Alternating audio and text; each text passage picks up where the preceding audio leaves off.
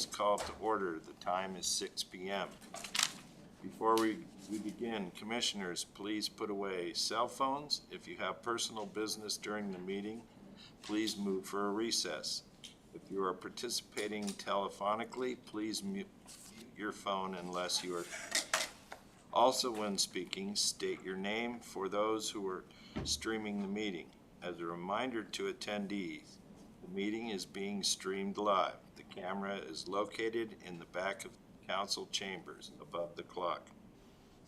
Will the clerk please call the roll? Thank you, Commissioner Seals. Commissioner Brown?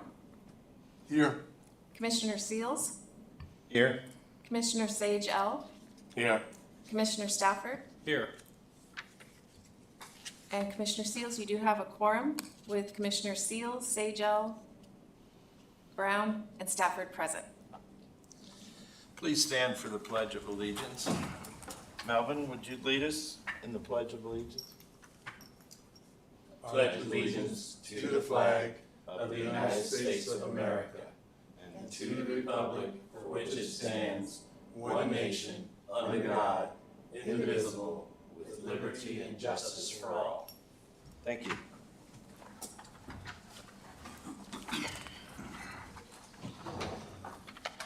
First item of business is the approval of the agenda.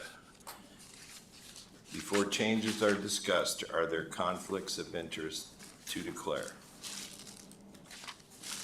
Hearing none, if the commission would like to discuss anything under the consent agenda, such as the minutes, they need to be removed from the consent agenda and placed under new business at this time. Are there changes to the agenda? Hearing no changes to the agenda will stand as presented unless objection is raised. Next on the agenda are reports. Deputy Administrator Nygard, do you have a report for us this evening? I sure do. Thank you, Commissioner Seals. Two things. One is you will see a handout that is being provided. One was from July 5th from Dr. Martin, and the other one is July 23rd from Dr. Martin. And we encourage you all to read those and give us your input. The second thing is last night at the City Council, there were two ordinances that came before for public hearings. Ordinance serial number 2423 and ordinance serial number 2425. Both of those amendments have they're applicable to this planning commission, and so the City Council unanimously voted to push them back down to the planning commission to get our input. So we have 90 days to get our input back for ordinance serial number 2423, the first one, and we have 30 days for 2425 to get our feedback to the City Council. I encourage you to review those and submit your input. I think you do have the attachment, you do have the attached legislation for your review. And that's all, Chairman. Thank you. Thank you, Ms. Nygard. Do we have a report from our city attorney tonight? Do we have a city attorney on the line?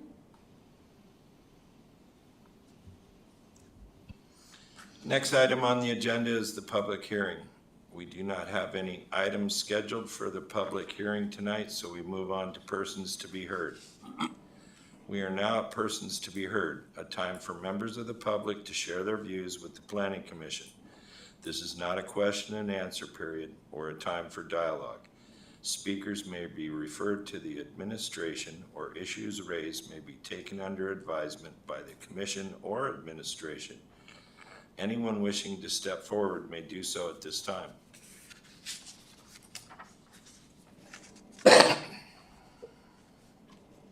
With no one wishing to speak, the next item of business is the consent agenda. There are not any items under our consent agenda, so we move on to new business. There is no new business, so we move directly to unfinished business. We are now at unfinished business. Will the clerk please read the agenda item under unfinished business? Thank you, Chair Seals.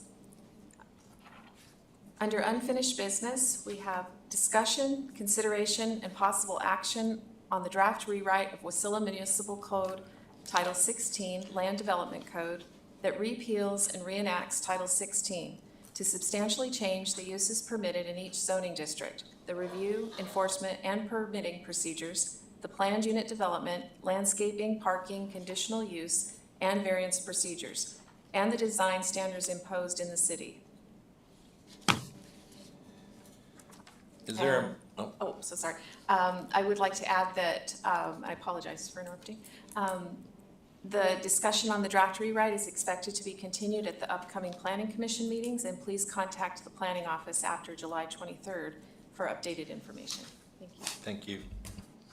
Is there a motion to move into the committee of whole? Commissioner Brown moved to move the commission of whole. Is there a second? Seconded by Commissioner Stafford. It has been moved by Commissioner Brown and second by Commissioner Stafford to enter into the committee of the whole. Are there objections to the motion? Hearing none, we are now in committee of the whole. The time is 6:06 p.m.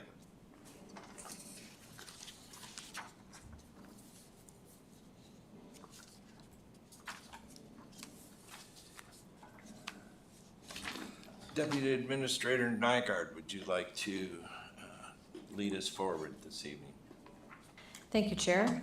As you probably know, last night, the City Council was able to go through a couple sections, and the memo that is in front of your binder does an excellent job explaining some of the significant changes, and I thought it probably would be good for us to just kind of go through some of those pertinent changes and give you some City Council perspective as well, if that works for you. So the first section that was discussed was on page 4, the general, Division 1 general. There weren't any significant recommended changes from last night other than a few definitions. You'll see on page 5, under authority, there was some discussion about the authority section. That is something that we answer a lot to, is explaining that the borough has platting authority and we have land use and planning authority, and that's a little unique for people. So this is just more of a clarification, as especially you'll see that last sentence to this end, the city's role in subdivisions is merely granting approval that informs the boroughs of the subdivision process. And so that was one change that was made.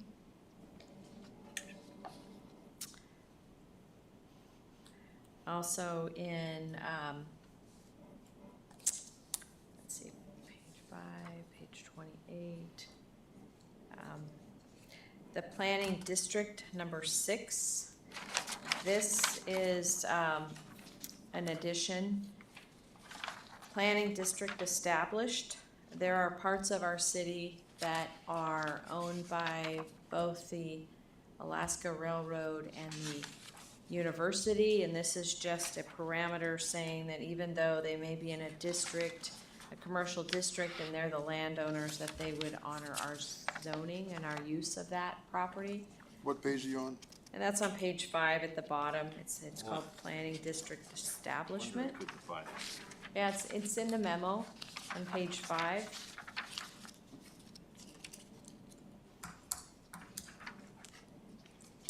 So sometimes, I'll give you an example, when we get a permit for property that the railroad is leasing and they have a signed lease, we just confirm that that is being used as the designated zoning code. So it is public, but not really. It's the Alaska Railroad and the university.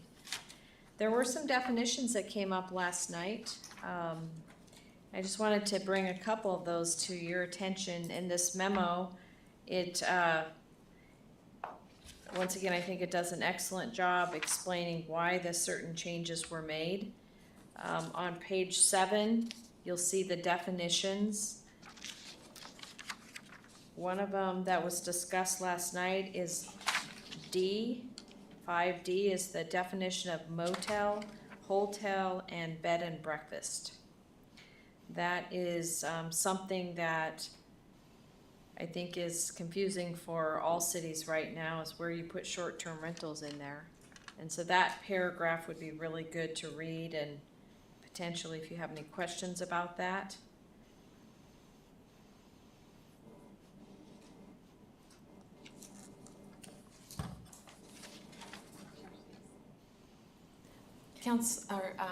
Deputy Minister, or through the chair to Deputy Administrator Nygard. Yeah. May I add one thing that I Yes. found really helpful that the attorney said? So when we started talking about the definitions, she said that there's a choice to go whether we talk and discuss things on the definitions and make some changes now, or given the fact that the comprehensive plan is about to come up, you could still talk about them, but maybe refer them back to like what she's calling a phase 2. Oh, yeah. Yeah, a phase 2. So that's where you go like into the zoning districts and the purpose, and then you could potentially talk about those as well. But if they're on your radar, and you can still talk about them now, but the ultimate decisions at that time too. And then the only other thing I had, or right now needed to add that I thought might be helpful, there was a lot of discussion about the color of the red line version that we're looking at, and it's a limit of the software that was being used. So they're doing the rewrite, and every time that there's a change, it goes to red. Well, what they found, the question to the attorney was, well, what's the green? Well, they think what it is, the green was a different author who had made some changes. So those are all changes as well.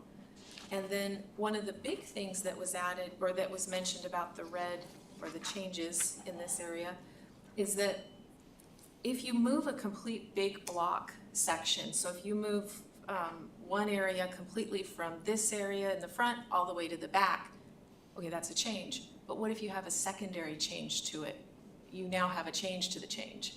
So there was some discussion about it. At some point, do we consider, we being you, consider potentially having a paralegal go through maybe at the end and note all the changes? Or is this more, since it's going to be repealed and reenacting this code, maybe something different needs to be looked at?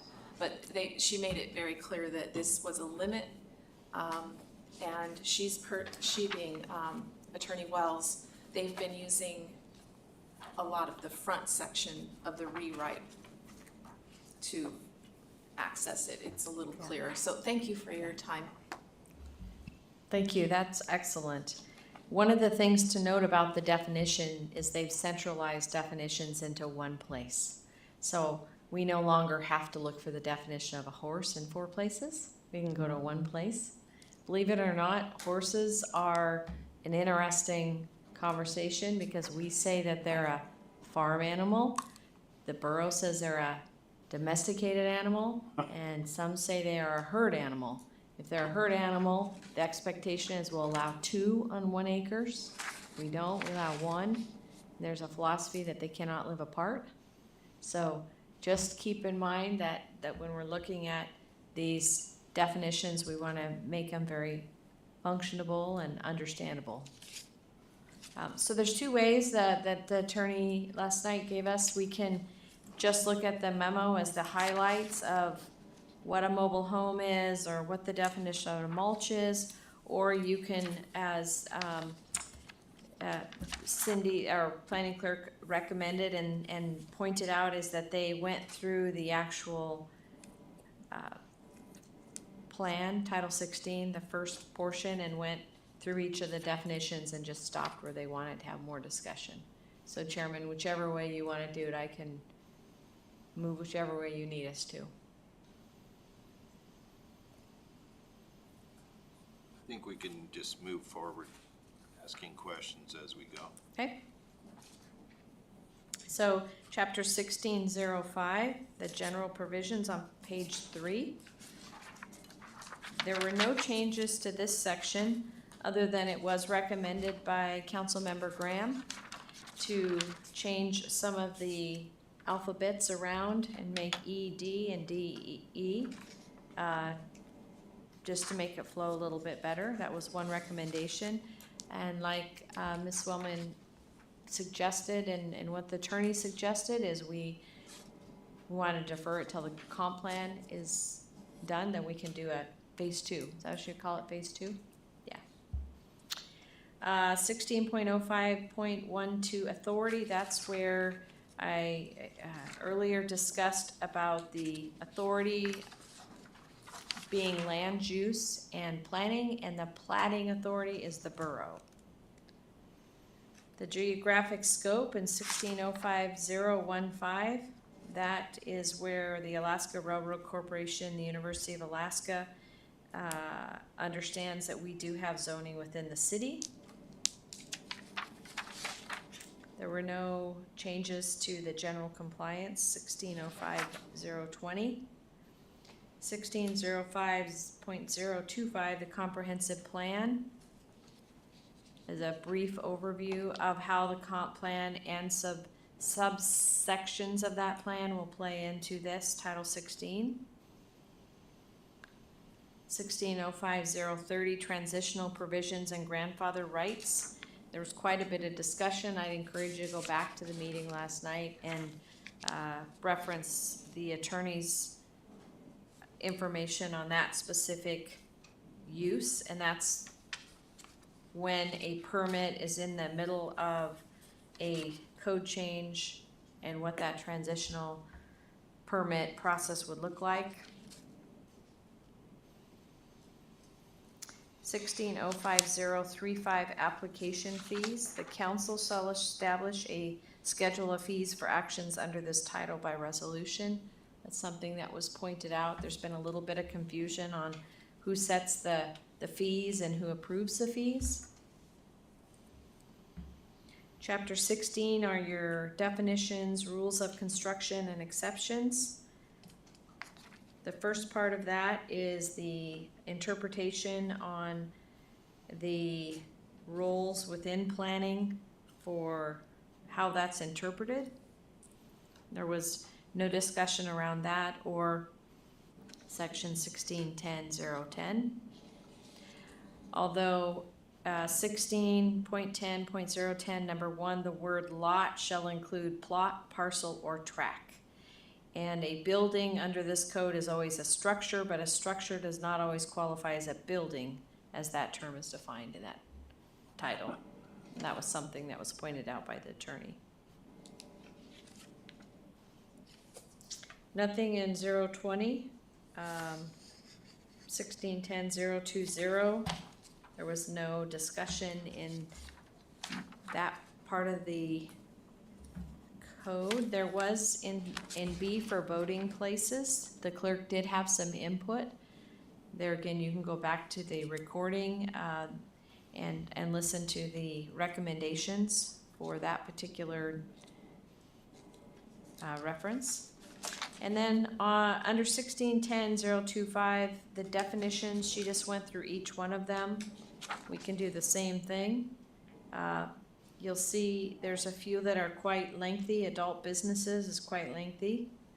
There has been a few changes in that definition. B&B on page 9, you'll see B&B definition, see short-term rental definition.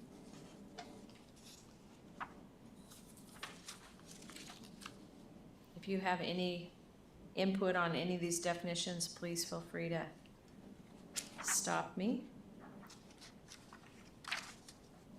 Campground was a 28-minute conversation, maybe longer, maybe shorter. What is a campground? What is a campsite? Campground means a private or publicly owned use, which includes 2 or more campsites that are located, established, or maintained for rent or public use for temporary occupancy by any tent, camper, travel trailer, recreation vehicle, cabin, or similar building for recreation, vacation, education, or rehabilitation purposes. The conversation around that was, what if Crystal has 4 tents in her yard and she considered a campground. So just some thoughts around that, especially with the number of tents that are being distributed for people that do not have homes right now. The rest of the definitions did not have any conversations. There was a conversation around page 13, family. Family means not more than 8 persons of whom are living together as a single independent housekeeping unit. The term family does not include persons living in an assisted living facility, correctional facility, or group, or persons occupying a hotel, motel, or bed and breakfast. The input was why 8? Maybe there's larger families moving here, maybe there's not. But do we have to have 8? Do we have to have a number? And so the attorney was gonna look into that. That's something that was a carryover from before our time. Fence, there was just some moderate changes to fence, just to make it very clear of the types of fences that you can use for landscaping versus farm animals. And then ground cover was, I guess it got some traction last night in the conversation. What is ground cover and how do we like this definition?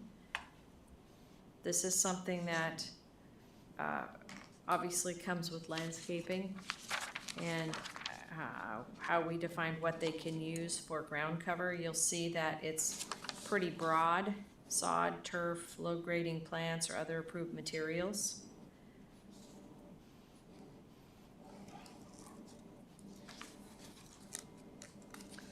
On page 14, we didn't have any, and please, Mrs. Wellman, if you have any other input, feel free to jump in.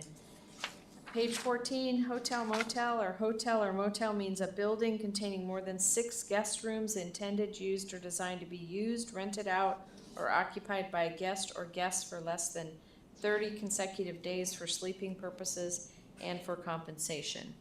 And you'll see on page 15, there's hotel, motel large, which is more than 10 guest rooms, or a hotel, motel small, which is more than 6 but less than 10 guest rooms. Those are something we were looking at. Commissioner Brown, so back at the hotel, I keep seeing this about 30 days or less. You can't rent a hotel room for more than 30 days? For less than 30 consecutive days for sleeping purposes. So that's maybe an area you want to highlight for phase 2. Because that is a growing market for us here. And a lot of construction people come to town Right, and they Right. rent a room for the summer. yeah. We'll put a 2 there. And we'll put a 2 up here on top. And that is as far as they got last night, I believe. We did not get to kennels, which are always a fun conversation. Amen to that. Or landscape vegetation, maybe that was by design. And so I'll just wait for you guys to move along here.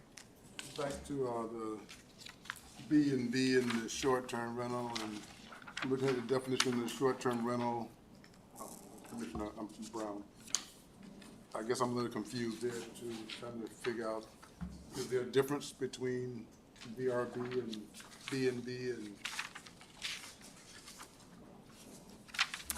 Yeah, so that's an excellent question. You'll see that short-term rental is not defined, Yeah. that it is Yeah. under these others. And part of that is because short-term rentals have been very, very hard to find balance. If we, as you know, we have regulations and we have some rules around it right now. We have 3 permitted in the city. We know there's way more than that.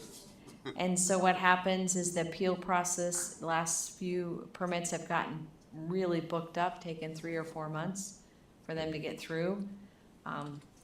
And so maybe that's a discussion we have in the comp plan is where do we allow short-term rentals? Or how do you regulate them when you don't have fire service directly? That fire service comes from the borough. Yes.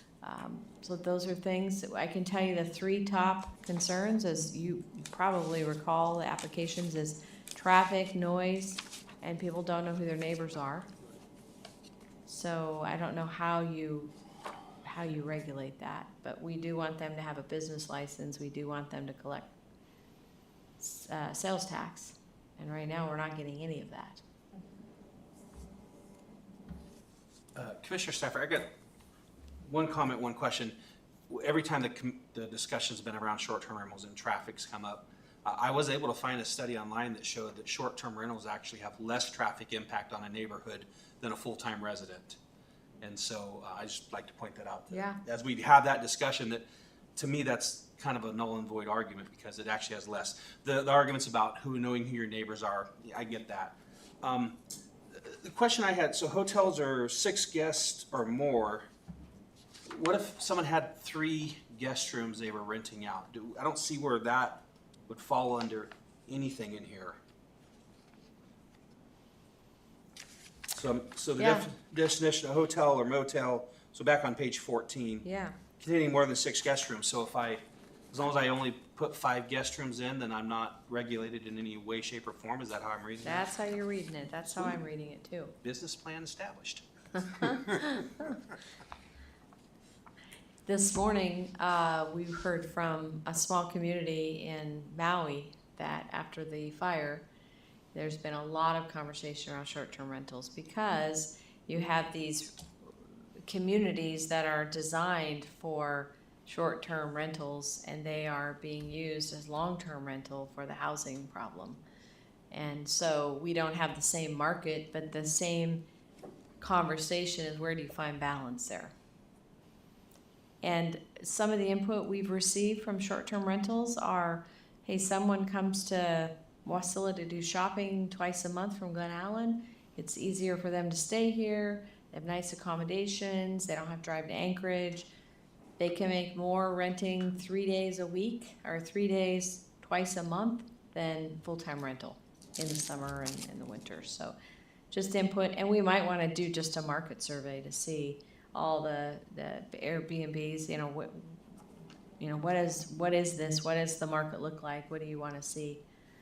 Because I think they're equally as valuable as hotels and motels. You just got to find the balance. And another comment I've had along those lines is not a lot of tourists use Wasilla as a destination. It's the town I drive through from Anchorage to Denali. And it'd be great if that wasn't the case. But I feel like in some ways we're panicking about something that doesn't exist. Very few people come to Wasilla to stay the night on my Alaska trip. So I'd love to see us advocate hard for this to be a place to, don't spend the night in Anchorage, come out to the valley. And Right. I think you'd be surprised how many people stay overnight, one night here. Yeah. There's a lot of quote-unquote illegal rental going on with, like I said, with no licenses, no regulations, or no nothing. Well, maybe that's where that market survey you mentioned would really Right. get an idea of exactly what is going Yeah. on. Are people doing it? It's just under the radar. But from, I guess, 4 years ago when this first came up, I was on the planning commission. There was people who were not willing to submit to that survey because they're making money now. Yeah. They're not paying taxes. They're not having to have the fire department inspect them. So that's gonna be the problem. At that time, that was the problem then. Right. Is getting people to admit that I'm running it So they would have to see some sort of perceived value for them to. yeah. So what value are we giving them for them to work with us would be a question. More paperwork. Yeah, more paperwork. Yeah. That always helps. Yeah. Commissioner Seals, yeah, this short-term rental, we need to find a way to meld it together with the hotels, because there are a lot of people that do not want to stay in a hotel. They would spend the extra money to do a bed and breakfast or Airbnb, and I think it's in the city's best interest to find something that makes it all fit together. So we have both, and we capture the sales tax. And so one of the things we can do is look at, and I know that the attorneys have looked at different cities like Soldotna and Valdez and how did they regulate that? So they had given us some examples, like Juneau is more of a registration. You register that you have a short-term rental. It's one page, pretty easy to fill out. Others, communities around the state, you have maybe a 2-page application. Right now, our application has 17 or 18 things that you have to submit. And it's quite overwhelming, really. If we had a gold star, platinum level that was realistic, it could be really a robust market for us. I think people would appreciate it.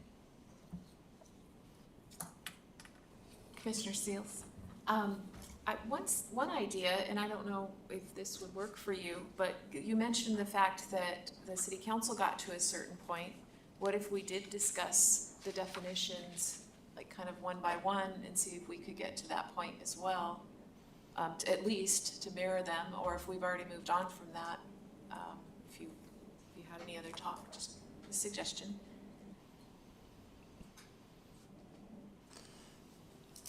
Thank you, commissioners. Do you have any more to add for the definitions we've already been through?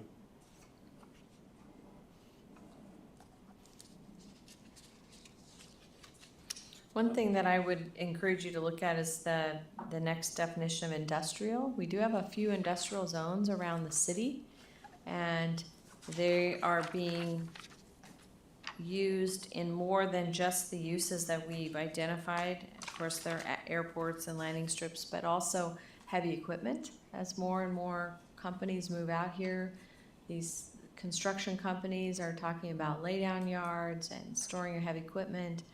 Those are things that we might want to do in the industrial, but there again, I think that's like a phase 2, because the comp plan will be really instrumental in defining what can be allowed in industrial.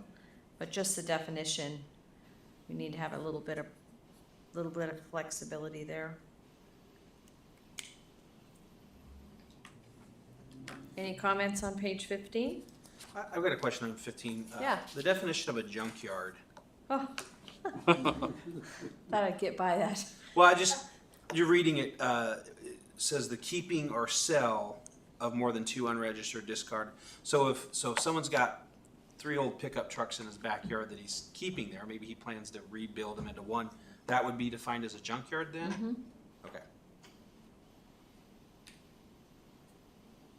And there again, some of our zones do allow that, the rural residential, some commercial, but you can't have one in R1. Commissioner Sajel, so if I had 4 or 5 cars in my yard and a pick-em-up truck, would I need a business license? Keeping or sale of more than 2 unregistered, discarded, wrecked, or abandoned airplanes, appliances, vehicles, including scrap metal, so you would have a junkyard.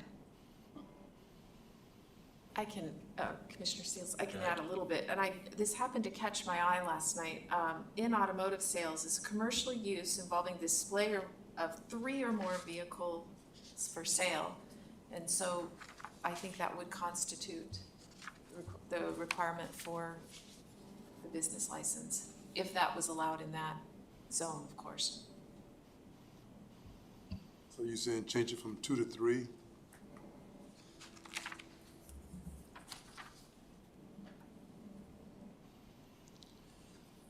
Where was that at, 2 to 3?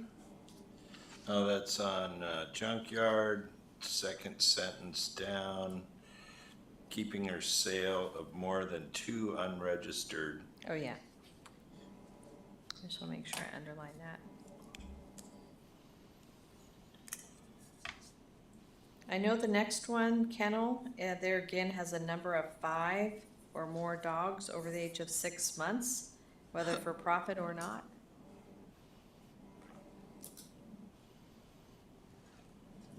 That was a hot topic. Commissioner Brown, that's been a hot topic for years. When I was on the planning commission before, that was a hot topic. And everybody had exceptions, and so that's not gonna go over well.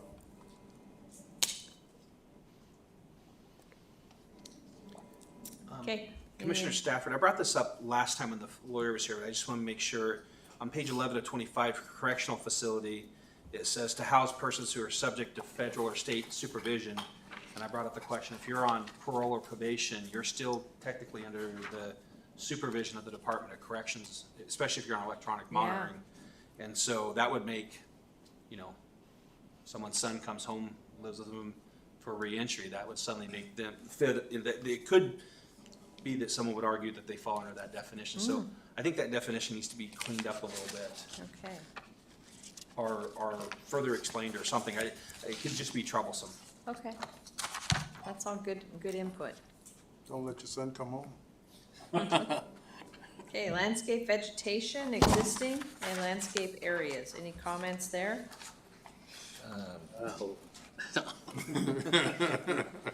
Well, Commissioner Seals here.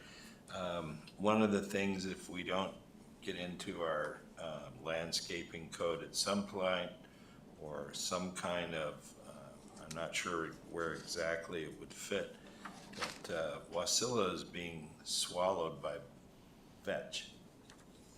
And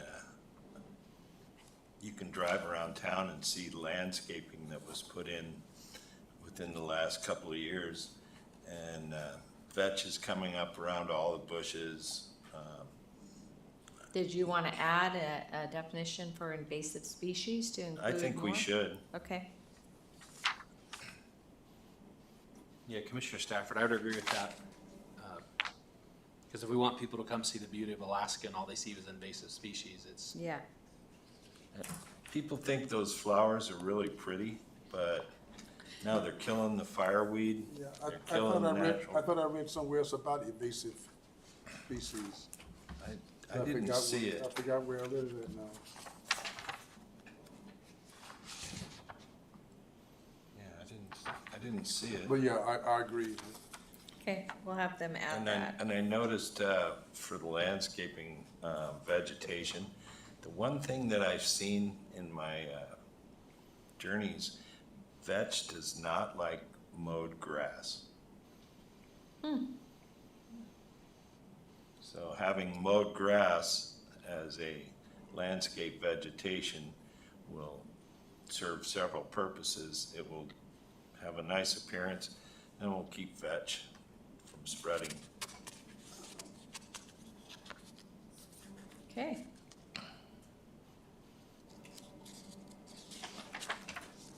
Would it infringe on people's right to demand lawn? I mean, like on military bases, it's demanded. I mean, but I realize that's a London community. Well, But a lot of cities down south has an ordinance that you must have mowed lawns.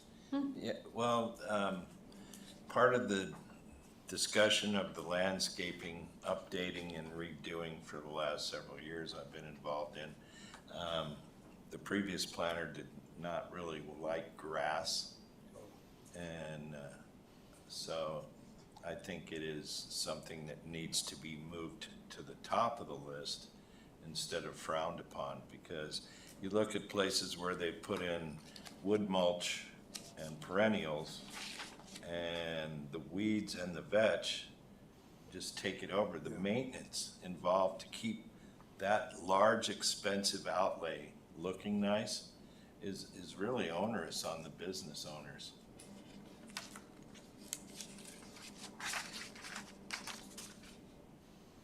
Page 16, landscaping bed, large assisted living facility, lawn, there's a definition of lawn. Local contact, that has to do with short-term rentals or motels, hotels. Long-term small assisted living facilities. yeah, Commissioner Stafford, I got a question on that one. So a few lines above that, we call it large assisted living facility, and here we call it long-term small. It feels like those two definitions are disjointed. should it be long-term large and long-term small? I mean, at least as I'm reading it, that would just, to me, say one's big, one's small. I'm assuming a large assisted living facility is also long-term. Am I making sense there? Yeah, so going back to your previous comment, the term large assisted living facility does not include a correctional facility. Yeah. And But- it's used in part for the residents providing supervised, but let's look at this other one. So would large, since it doesn't say long-term, when the definition for the long-term small, it says more than 30 days. Yeah, Large doesn't have any time frame on it, so does that mean a large assisted living facility could be short-term or long-term? good question. We'll put that down for them to look at. Lot area, lot line front, lot line rear, lot line side. Maintenance. Mobile home park, modular home. Commissioner Seals, in the mobile home area, a lot of these newer ones are the manufactured homes. With the housing shortage in the valley and affordability being key for low-income people, I think a modular home factory here in the valley would be a great idea. Build them here, sell them here at a reasonable price. So, but I wouldn't want them defined as a mobile home. And then, depending on the land use and the zoning, a mobile home park is not always a bad thing. There are several mobile home parks where my mom's been in Eugene, Oregon, and they started out looking a little barren, but after 30 years and the way people keep up their little lot, it's quite attractive. And it puts people in a single dwelling, but in a high density capacity. Yeah, Commissioner Stafford, I would agree with that. My parents' last 20 years before retirement was in a mobile home park in Clackamas, Oregon, and every home was well maintained. The mobile home park owners, they took it upon themselves to make sure they had rules for keeping everything maintained, clean. There was a clubhouse. It was just like any other little neighborhood, only the homes were manufactured homes. And Commissioner Seals, I can see that as being a partial solution to some of the housing that we have out here. You look at these lots where they're putting, instead of a fourplex, they're putting these 4 to 8, some of them. Yeah. Little tiny single dwellings. That actually doesn't look that bad. And we need to find affordable housing for the workforce that we hope to have built up here in the valley. Yeah.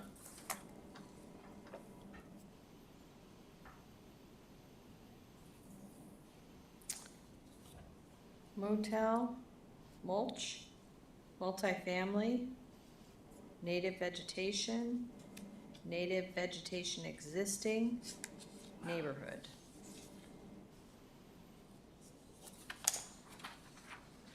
Is the physical or this?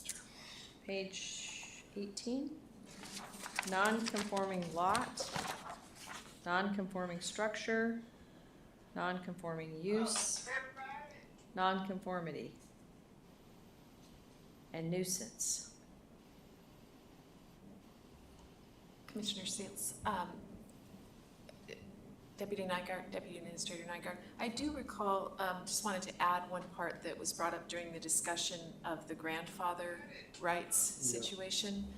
I believe that it was discussed that and it is something that, like she said, to go back and listen to, because one of the options was, yes, you could stay with the way things were before, but it might mean that then you would have a non-conforming structure or use if you chose that before the revised Title 16 went into effect, versus if you went with the new way, then it would be a conforming use. So I wanted to make mention of that. Yeah. Thank you.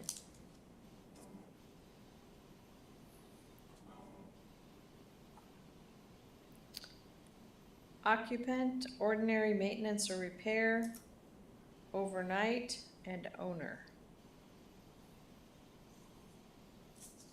Owner occupied, parapet, peak use, perennial flower, person, personal service, pet, planner, playfield, pollution, poultry, project. Back on personal service, was there any discussion prior comparing personal service to adult services?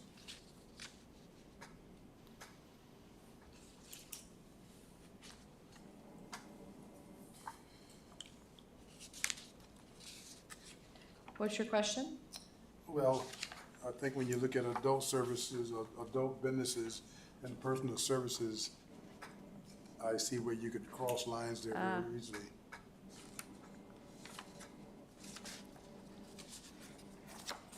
Okay. Put that down too. Okay, page 20, projection, portion, public facility, residential, resource extraction, routine maintenance, scale, setback, short-term rental, shrub, and sidewalk. I'm sorry, back to routine maintenance, are we referring routine maintenance, city being involved just with commercial businesses?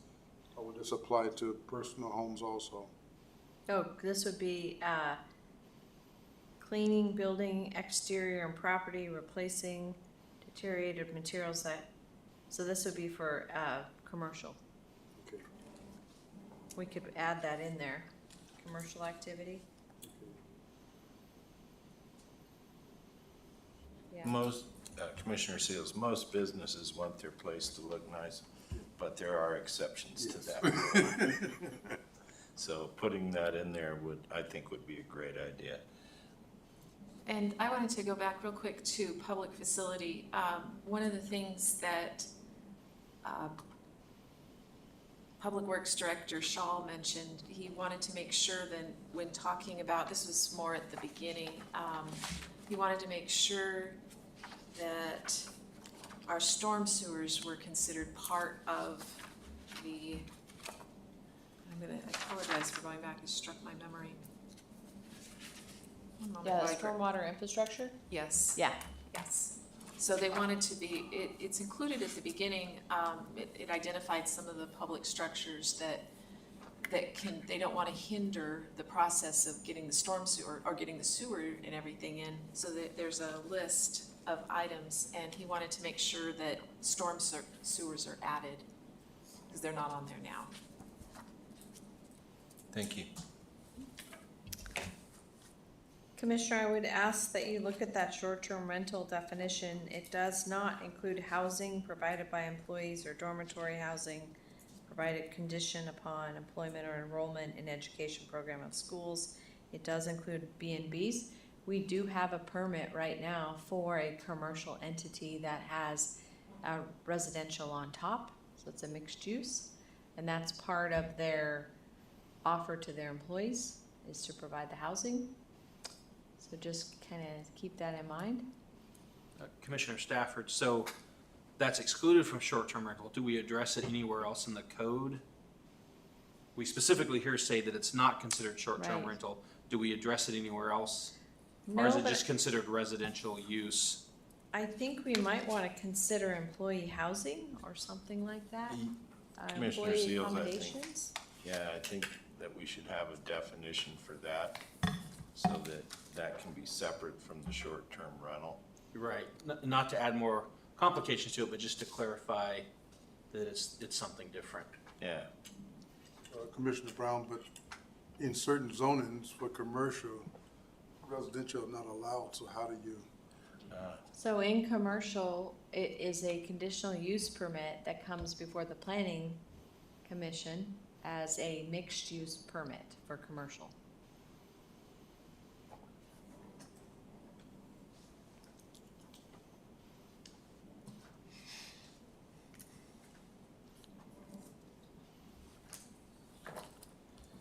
Okay, page 21. Sidewalk clear zones, site triangle, sign, site plan,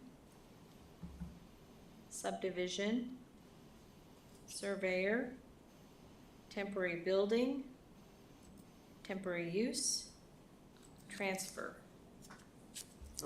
Temporary building, it was an earlier definition of building. Seems to conflict with this. Yeah, Wouldn't that be that mobile home? No, No, it was building and structure. yeah. That, well, building was a structure, but a structure wasn't a building. Yeah. And no.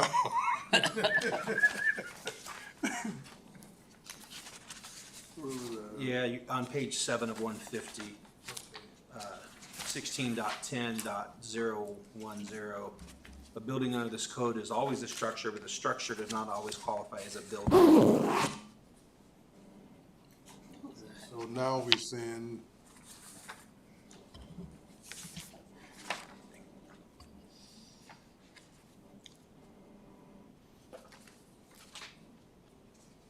so I think that this, so if I temporary, say this is a temporary structure, I'm okay.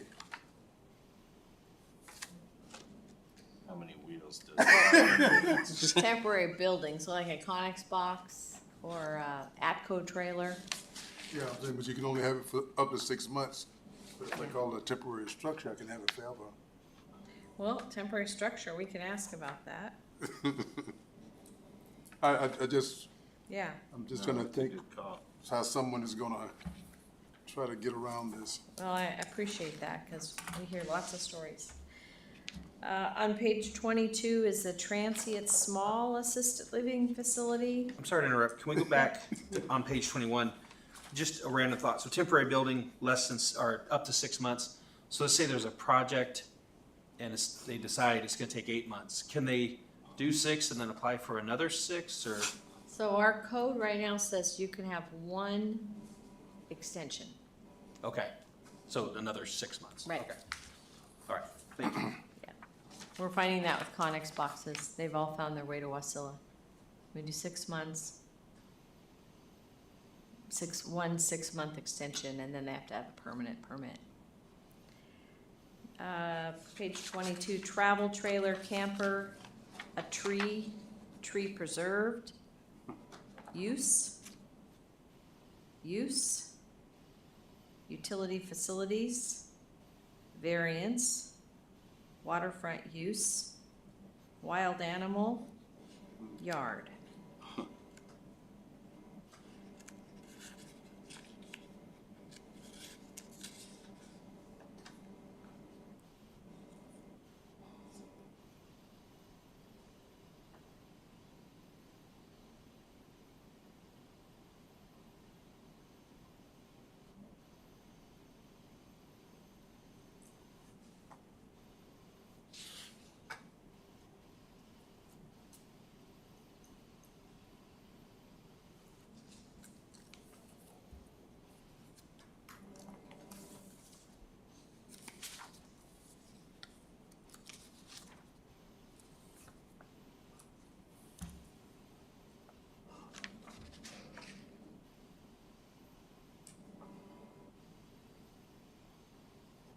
May I have a question, and it was more, I just want to put it out there, and this has to do with the multifamily, and this is on page 17.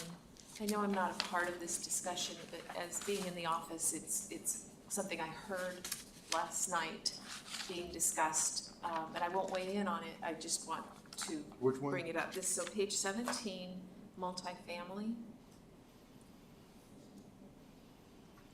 Means a residential use with 3 or more dwelling units. But then when they were talking about what constitutes how many people can be in a home, which would be 8, but then it was, the term multifamily came up and said, it was brought up, well, then due to density purposes, it would need to be moved into another area, or we're a multifamily area. But my understanding of a multifamily area would be 3 or more dwelling units, like you would have a separate door, like apartments or something, or a fourplex, something along those lines. So it was just something to, it caught my ear last night. Commissioner Stafford, it almost feels like multi-unit should be more, or dwelling unit should be more defined as with its own separate entrance and separate utility connection to distinguish that this is a separate living space to be occupied by. So I think like door and utility connections might help define it as, having its own door, its own utility. The word separation should be added. Yeah, some sort of separation. You guys are good. They're gonna wanna watch your video. Commissioner Brown, I guess multifamily means something different to me. That means one dwelling with more than one family in it. Commissioner Seals, that's happening more and more and Yes, more. yes, yes, And will probably continue to happen until affordable housing yes. is available. Well, I agree. I mean, but we'll see So what. they might have to have a separate section of that definition Yes. to address the issue of one dwelling, multiple families. Because I know some families now where mother and father, daughter and husband and son and wife. So it's 3 families living in one dwelling, and they're gonna bypass the 8. Yeah. And in a lot of cultures, you do have multiple generations. Yes. That's just considered normal, and Yeah, that's the way it is. yeah. So I think having that defined better Yeah. would eliminate any confusion down the road. I'd hate for someone to go into a living situation and find out it's not permitted because Yeah. And I have trouble with the number 8 too. I do too. My little brother and his wife, they have 7 kids plus they adopted 2 more. They're a family of 11. They're in violation. Yeah, they wouldn't be able to move to Wasilla. And Yeah. I don't think we want to give people reasons to not move here. You may not want them to move. No, he's not moving here anyway. But I'm just, some people are in that situation. They have a large family. Yeah. They've maybe, I have a coworker out of state that his brother died, and so they took their 4 kids on top of their own 4 kids. Now they're a family of 10. Yeah. You'd hate to tell them, You just gotta get rid of 2 kids, doesn't it? yeah, pick the 2 you love the least and set them free into the wild. But when I look at this multifamily, it says means of residential use with 3 or more dwelling units. So I look at that as, well, in the real estate world, we call it a triplex. You got 3 separate buildings. They're attached, but everybody has their own door. Or you could just have one building with one door, but then you go inside and then there's. 3 apartments. Right. And typically, they would each have their own unique utility connection, gas, Right. electricity, right? Unless the landlord paid part of the, was part of the deal. Yeah. But One of normally, the types of housing, tiny homes, has not been defined. I don't know if we want to define them, if we want them or not, but I'm trying to think of alternative housing solutions that are coming forward. Tiny houses, becoming popular across the country. Yeah. Well, and again, they fill that need for affordable entry-level housing. I had a friend trying to find entry-level housing, and it's all, because for a builder, it's more profitable to build a big house versus one small house, so, yeah, it fills a need. The real estate agent would take a smaller cut, affordable housing would become more available. Chairman, I would just ask, do you want to continue, or do you want us to wait until the next meeting that the attorney will continue going through the next sections. I think we made it to a finish point tonight. Yeah. We got through the definitions, and if I remember correctly, we got a little further than the council did. Your memory is good. I will go ahead and type up some notes and send those to our attorney, so we'll have them to reference next meeting. Thank you. Thank you, Deputy Administrator.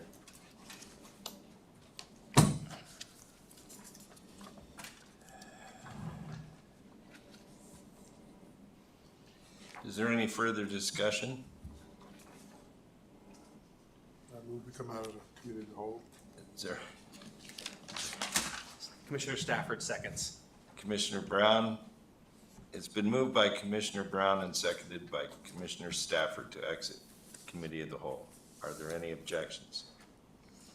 Hearing none, we have now exited committee of the whole. The time is 7:01 p.m.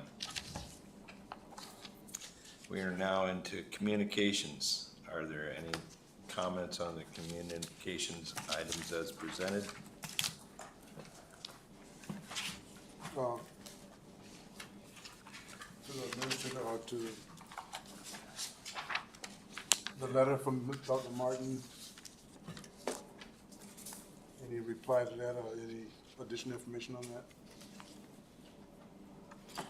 Commissioner Brown, we do not have any additional information. I did give a copy to Public Works and ask them to craft a response, Okay, and I will bring that to our next meeting. okay. Thank you.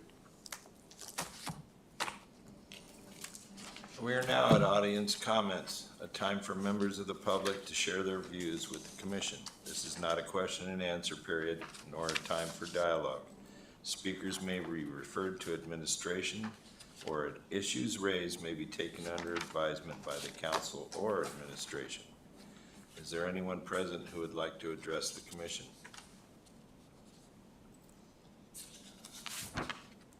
With no one wishing to speak, we now move on to comments.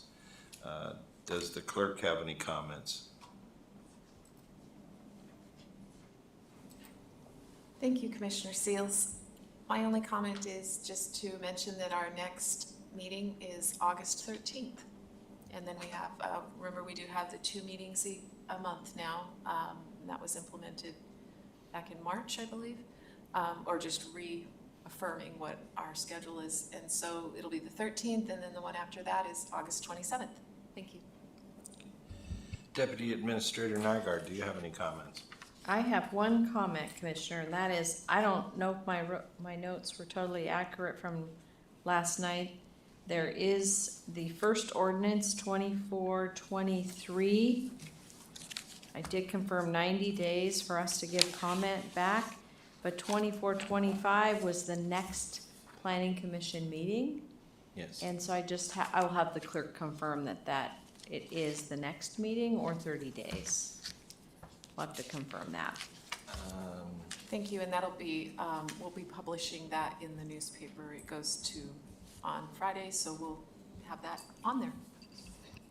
I'm not 100% certain, but I think when I looked at the 90 days last night after I left the meeting, it may be on the second meeting the next month, just because of the timing issue. So, but, Commissioner Brown, do you have any comments? Thanks for the violation report. We know what restrain means now. But just looking at that, what you thought the enforcement officers doing, and I look at the new regs and stuff, and whether it's short-term rentals or whether it's homes or different things, it concerns me about how do we enforce and how do we inspect and how do we, with the new regs coming on and stuff. And it's gonna take more than one person to be in charge of animal enforcement plus code compliance. So just something I assume the city council is thinking about how to address the new regs that's coming about. Thank you. May I add, Chair Seals, on that note? Yes. Thank you. The code compliance officer wanted me to make note, and I didn't know if this was a good time, but to that effect, the code enforcement that you're looking at here, the violations, that does not include all of the ones that he has to go in, that he's actually a warning, or that he's going on. So it's even bigger than what you're saying. Okay. These are just the violations. So they seem of more of a concern Correct. for additional Yes. resources. Thank you. Commissioner Sajal, do you have any comments? No, I just want to thank everybody for showing up. I think we had a good conversation.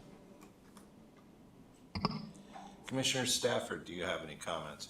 I just wanted to comment on Dr. Martin's letters. I've many times have hobbled through his doors in extreme pain, and so I agree, for his business and for any business, having the proper snow removal and parking access is very important. And it sounds like the city has made him promises in the past that we haven't followed through on. And so I would also like to voice that I think his concerns need to be addressed.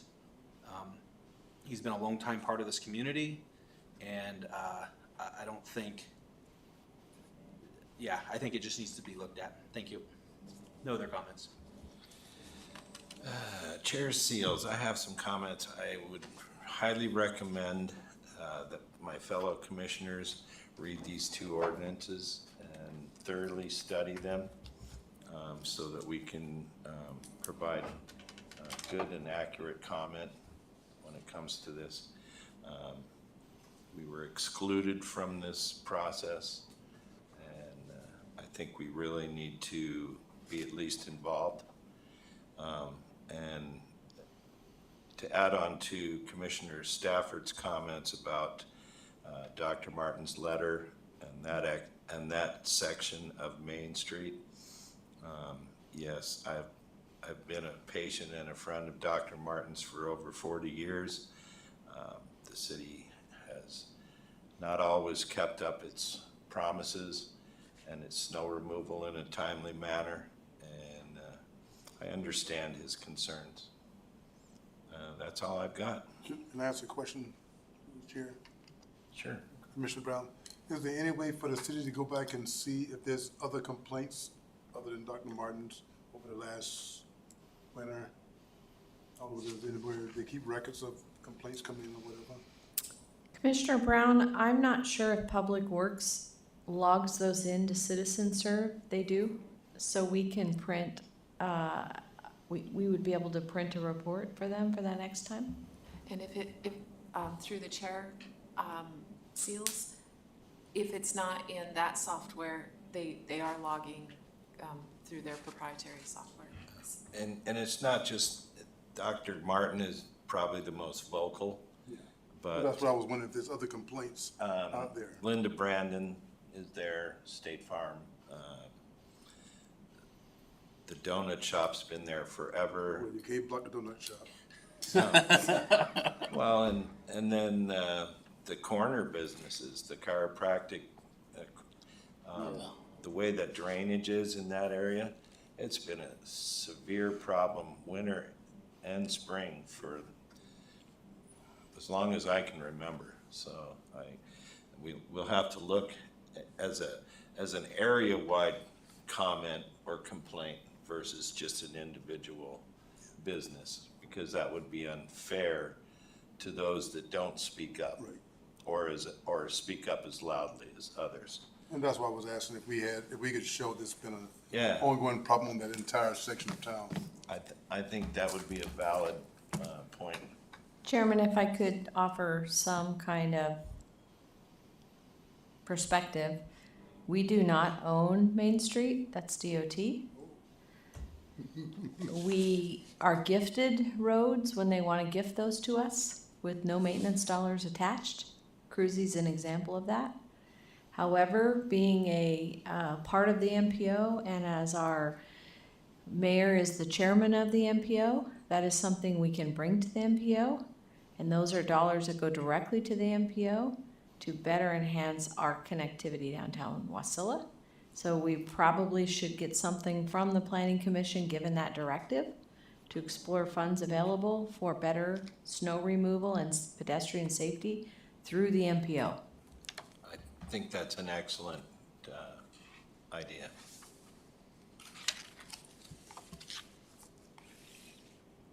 With no further business at hand, I'm adjourning the meeting unless an objection is raised. Hearing none, the meeting is adjourned at 7:10 p.m. Thank you. You ask for objection, but you don't pause. I paused. You guys gotta speak up. Speak fast. It was a two